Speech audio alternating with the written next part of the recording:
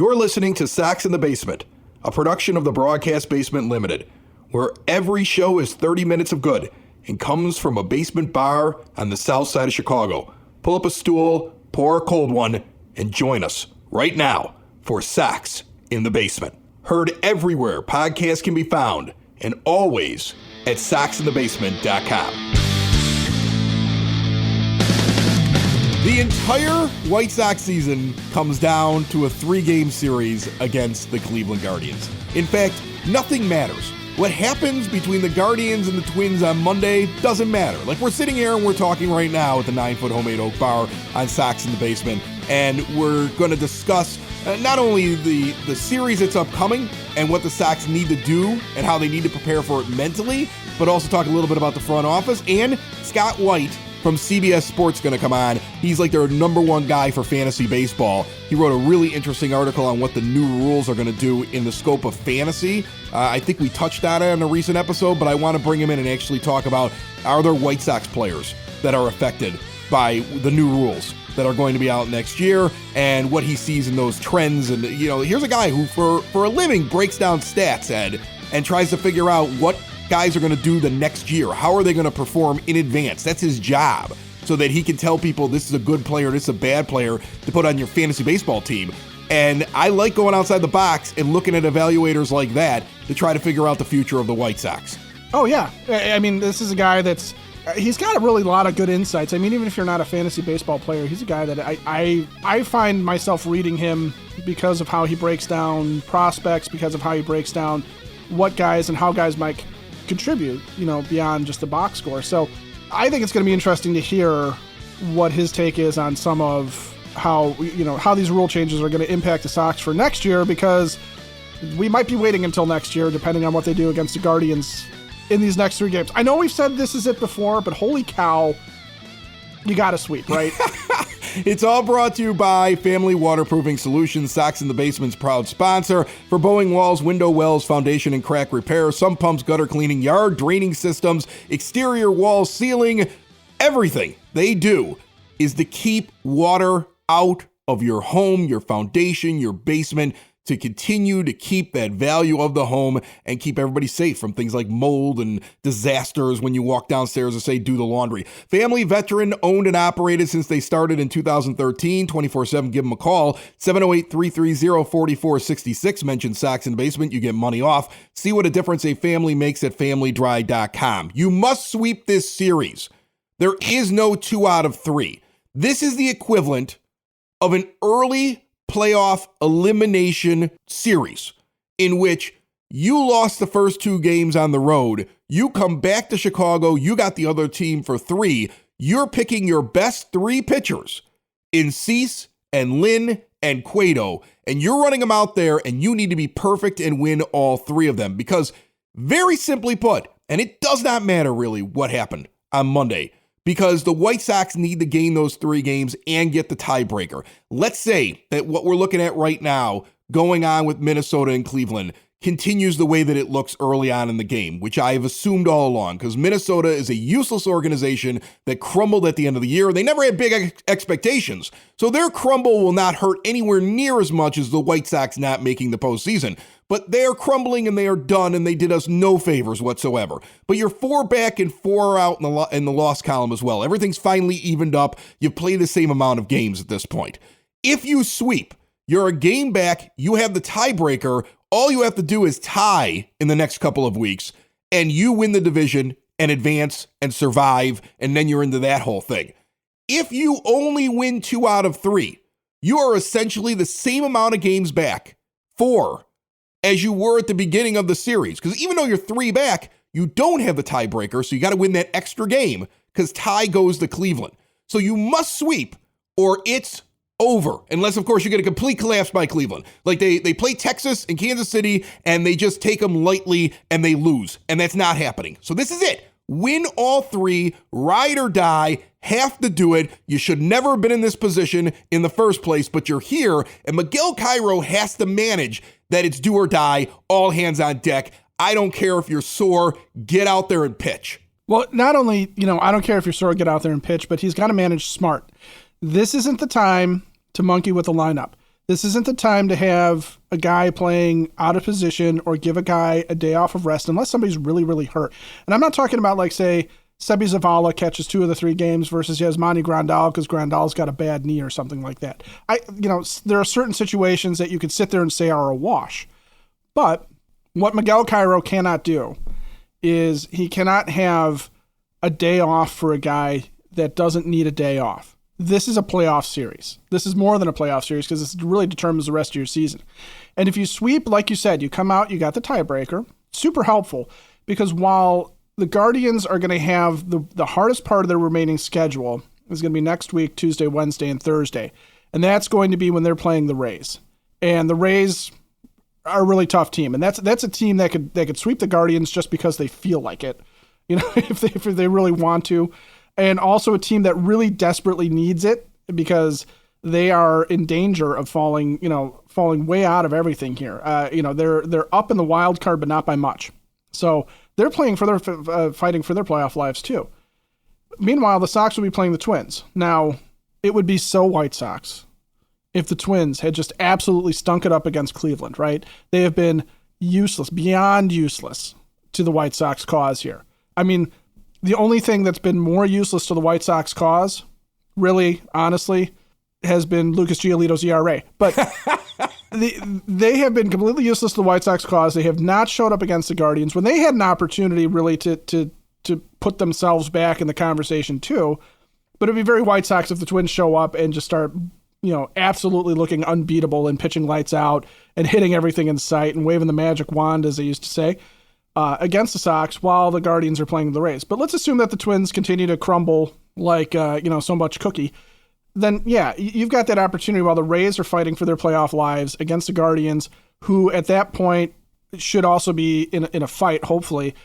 You have that opportunity to make up some space there and maybe get a game up or so on the division lead and hopefully not have to worry about the tiebreaker. We're getting way too ahead of ourselves looking at that. The most important thing that has to happen are these 3 games against Cleveland because, look at the past lineups just over the last week with the White Sox. It's very obvious who Miguel Cairo trusts. There has not been a lot of bench guys getting a chance on this team, right? I mean, Andrus is leading off. Moncada's over at third, batting second. Abreu's batting third, playing first. Jimenez is your DH. Goes Vaughn. You have some combination depending on the pitcher where it's either Sheets and Vaughn, okay, or you might see Vaughn and Grandal. You see Pollock in there towards the bottom. Sebi Zavala if he's in there for Grandal. Romy Gonzalez at the bottom of the lineup. Those are the only players that you really see on this team. If Robert was all of a sudden healthy, great. But you will be questioned if you bring in a Luis Robert and he's not good enough and healthy enough to play in a series like this, right? I mean, you would be questioned if all of a sudden Larry Garcia is standing at second because this is like a playoff series now. So you have to put your best guys out there. And for all the people who sit there and say lineups don't matter, they sure do matter Tuesday, Wednesday, and Thursday this week. They really matter. Lineups and personnel and how you deploy guys. We talked about how Miguel Cairo is auditioning for a possible job as the manager of the White Sox next year or consideration from another team possibly, depending on how all this shakes out with Tony and him and if the White Sox have new guys in the front office and if a completely different managerial candidate comes in next year that isn't involved with the team. Miguel Cairo has been already auditioning and doing very well when you look at his record since he took over. But people also look at these games because this is the closest thing to the postseason other than making it there. And you don't know if they're making it there. So this is a really big series for him personally, and it's really big for the White Sox trying to figure out, are we in this? Because, again, you lose a game here, you'd be hard-pressed, no matter how much the White Sox will try to tell you we're not out of it yet, and we're going to keep fighting, you'd be hard-pressed convincing White Sox fans and anybody looking at this from Major League Baseball. You'd have a hard time them looking at it on MLB Central on the MLB network, okay? The Mad Dog screaming into the television set in the middle of the day. They're all going to have a very hard time even accepting the possibility that the White Sox can still make the playoffs if they don't win all 3 games. And Terry Francona, Ed, doesn't need to win all 3 games. If there's a blowout in game 1, he's going to be like, let that pitcher die. I'm saving my bullpen for game 2 and 3. I mean, because he just needs to manage for 1. He's already done that. The one gamer that they had, the guy that he threw out there, Gaddis, the guy's terrible. I mean, he is like their 8th starting pitcher. He's just managing injuries at that point. He didn't care if the White Sox picked up a game on him there. So he let that guy get out there and get absolutely blown out. And Sox fans were like, hey, we got him. Yeah, you didn't get Zach Plesac. You didn't get Shane Bieber. You didn't get Aaron Savali. You didn't get Tristan McKenzie. You didn't get any of their main pitchers. You got a guy whose ERA is over 18. So, you watch as Francona does that, and he's got far less pressure.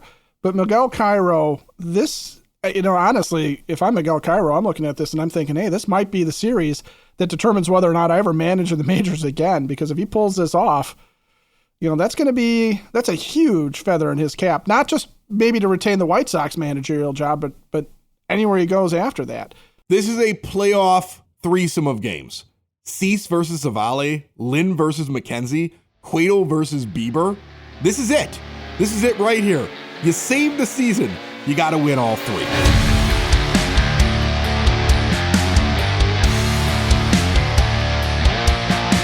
And recently on one of the other podcasts here on the Broadcast Basement On Demand Radio Network, I sat down with the folks behind Hyatt Home Medical Equipment just to talk about what their business is. And I was astounded to learn that it's not just chairlifts and specialized beds and the CPAP machines and stuff for diabetes control and the things that you would imagine when you're trying to keep people independent and inside of their home and keep them out of, say, a nursing home. And whether it's you or a family member that you're considering these options for, it's also about building a smart home. It's about building a home where you're less likely to have a fall in your own house and where the doors can open and close, like with an app. It's not just buying a piece of equipment and not having a purpose. It's about designing the entire thing. And they'll do that with their big showroom in Evergreen Park along 95th Street. You can go in, you can check out everything. You can talk with an expert. They work with your insurance. They also give you a discount if you mention Sox in the Basement. You can see everything they have to offer.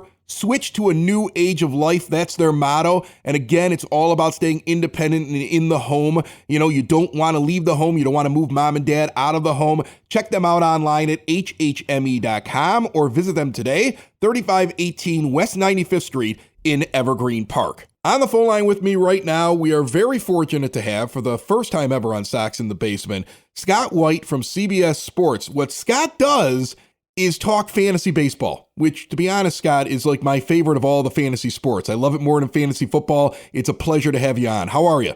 I'm doing great. Thanks for having me. Oh, well, thank you for taking the time. So before we even get into this, I got to ask you, as somebody that evaluates players, gives people advice in a fantasy league, is it impossible to meet a new person and not have them immediately tell you about their team or, how they won a championship 3 years ago? Is it impossible to avoid that conversation right off the bat?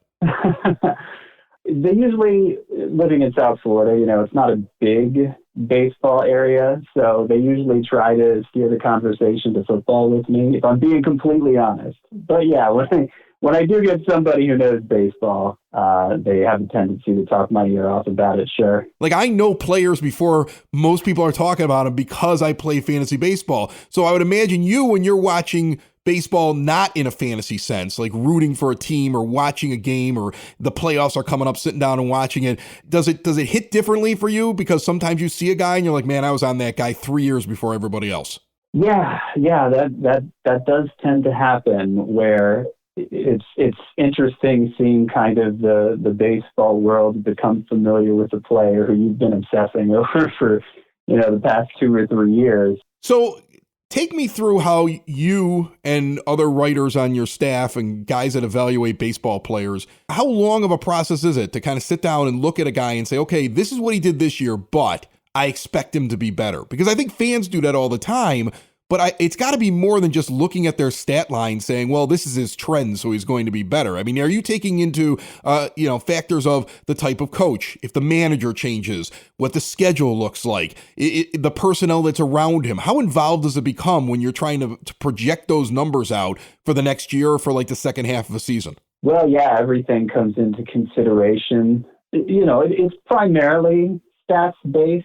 And there's just so much that you can review. The introduction, of course, of StatCast back in 2015 has opened up a new world of analysis. You can see how hard players impact the ball in terms of miles per hour, the exit velocity, of course. You can see the launch angle of a player, just everything from how many line drives he hits versus how many ground balls he hits, what direction the ball comes off his bat. And I'm just getting into hitters. In some ways, I think it's probably even more complicated for pitchers. So I go through in the off season a very thorough audit of basically every single player who I think is going to get consistent playing time or even semi-consistent playing time the following season, and just go over all that data.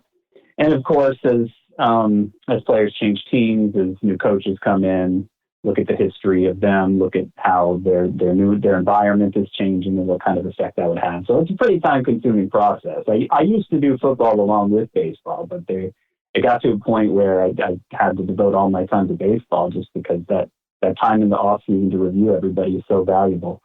Scott White and every guest here on Sox in the Basement, brought to you proudly by the Village of Lamont. Want to experience a downtown with real history, great eats and drinks, and green spaces filled with adventure? Visit the Village of Lamont. Shop, dine, drink, and explore, and see Sox in the Basement out at the Forge in Lamont this Saturday for their Oktoberfest. Come by the tent. You might win money. We're giving away a couple $100. You'll learn how when you get out there. We're going to have a lot of fun. We're going to have some giveaways. We're going to drink some beer. We're going to listen to a band. We're also doing that at Hailstorm Brewing on Sunday. I'll get into that in just a little bit. But for everything going on in Lamont, make sure you check out lamontdowntown.com. You wrote an article about a week ago about the rule changes that are coming to Major League Baseball and how they would affect fantasy baseball in 2023.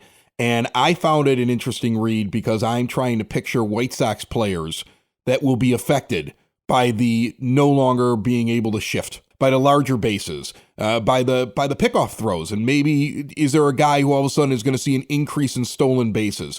When you look at a team like the Chicago White Sox and a few guys that really just hit the ball to one side of the field. You can talk about Yasmani Grandal, who's seen his numbers drop recently. You can talk about a guy like Gavin Sheets, who's getting a lot more playing time here in the back half of the year, especially with Miguel Cairo at the helm, and he's starting to get the ball out. But when you look at his spray chart, it just seems like the shift going away is probably going to help players like that. How do you evaluate the White Sox and some of the players that are on this team, and how much will the lack of a shift really affect these players and maybe even the win totals for some of these teams? So the impact of the shift ban, if we can call it that, basically what they're enforcing now is only 2 infielders allowed on each side of second base, and 4 infielders have to be on the dirt. So there's still a lot of manipulation that can happen within that framework. And so there doesn't seem to be a great consensus yet as to how much of an impact it's actually going to have.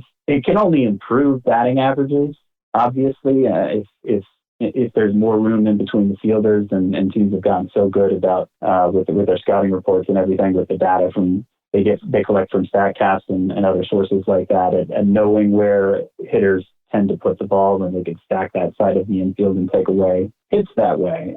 So batting averages are going to go up, but to what extent and how widespread the effect will be, I think it remains to be seen.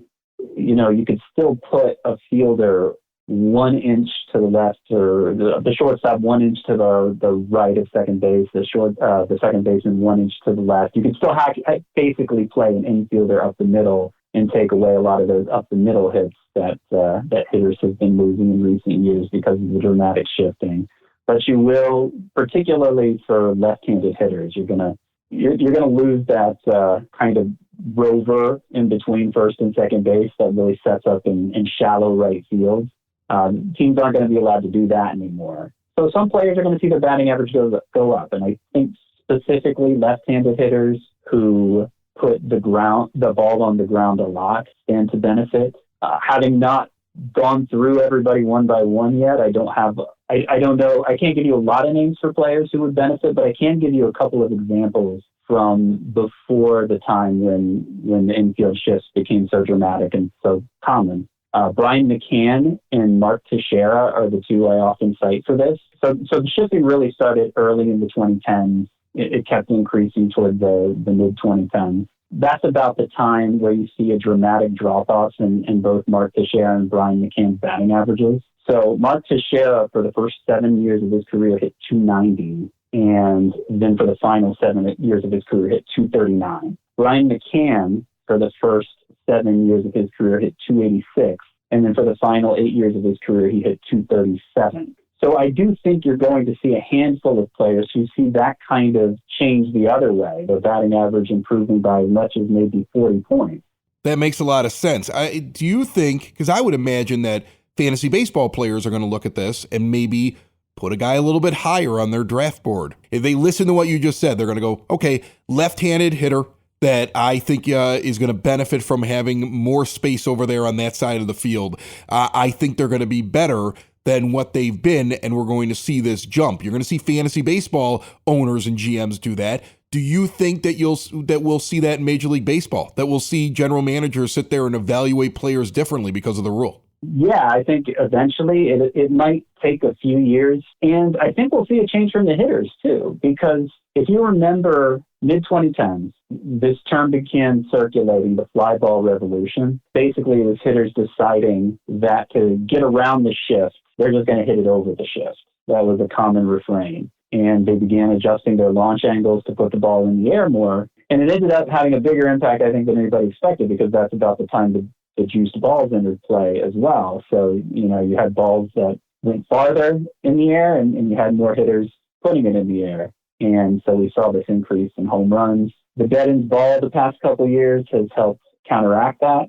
But I think this could counteract it more. Again, I don't know it'll be instantaneous, but gradually as hitters see the way it's playing, you might see them start to lower their launch angles, at least the ones who don't have as much natural power and aren't getting rewarded as much for putting the ball in the air. They might start to focus more on line drives or hitting ground balls. You talked about stolen bases before I let you go. The point I got out of the article was there's been a decrease in stolen bases. This should bring it back to what the norm was maybe 20 years ago. Am I getting that right? I don't want to oversimplify your breakdown, but we're going to start seeing the stolen base be more valuable and go back to the way that you remember the game from a couple decades ago.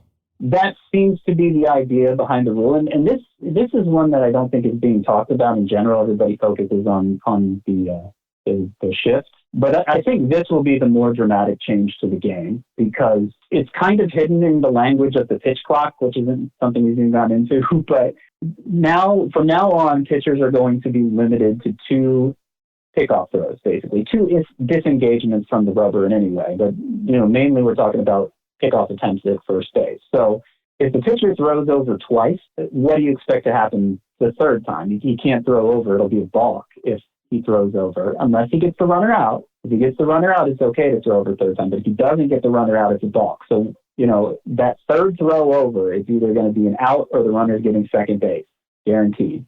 And so I think that's going to encourage hitters to push the envelope to get a big lead on that third pickoff attempt. Look, they might even try to get a bigger lead on the first 2 just to encourage the pitcher to throw over.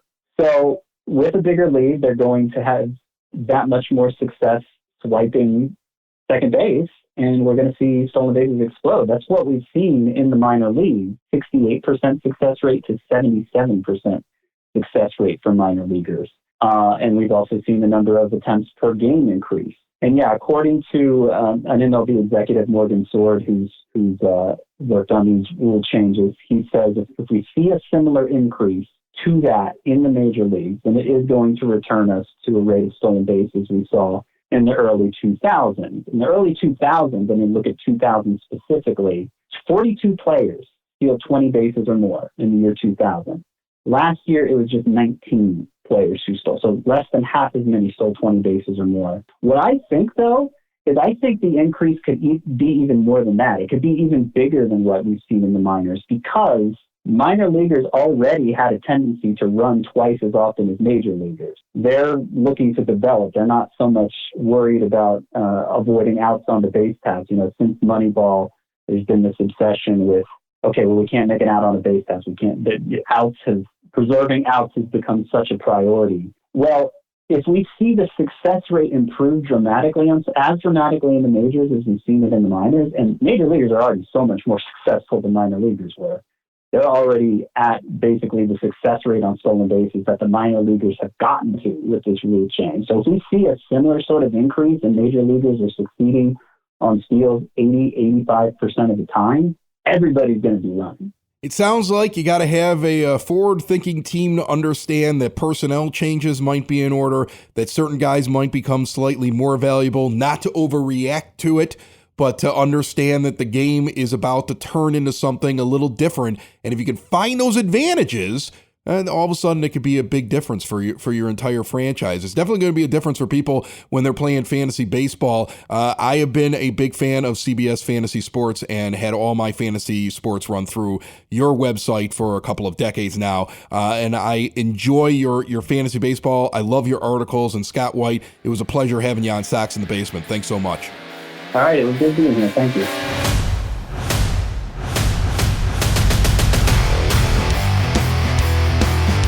Hailstorm Brewing is the official brewery of Sox in the Basement, and they have a big Oktoberfest going on Saturday and Sunday out in Tinley. We will be there on Sunday. Stop by, raise a glass or a boot.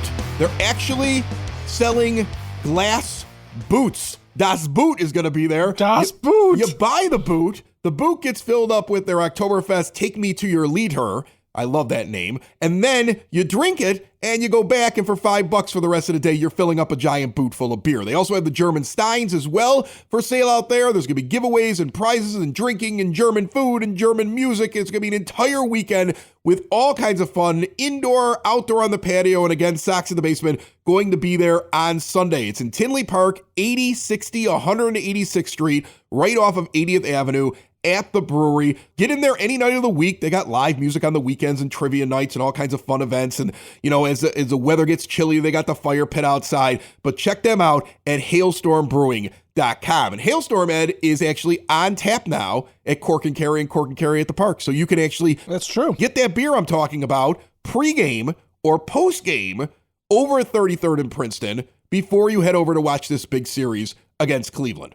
It's a great way to celebrate and or drown your sorrows. Right, so. Exactly. Listen, man, if they don't win this thing, we're going to have to move on to some other stuff, like talking about this front office. And the excitement of the last month shouldn't change anybody's opinion about the fact that maybe Rick Hahn ain't the guy. I had somebody say something to me this week that really kind of took me aback, and I went and looked up Hahn, and I was like, that can't be completely true, right? And what was told to me was there's no real qualification that he has that, you know, most fantasy baseball managers don't have, that most people who like young say, I'd like to be a front office guy. If you look at it, he's never really been in the sport, except he went to school, worked at a sports agency, got hired by the White Sox, worked his way up, and he's supposed to be the master evaluator of talent.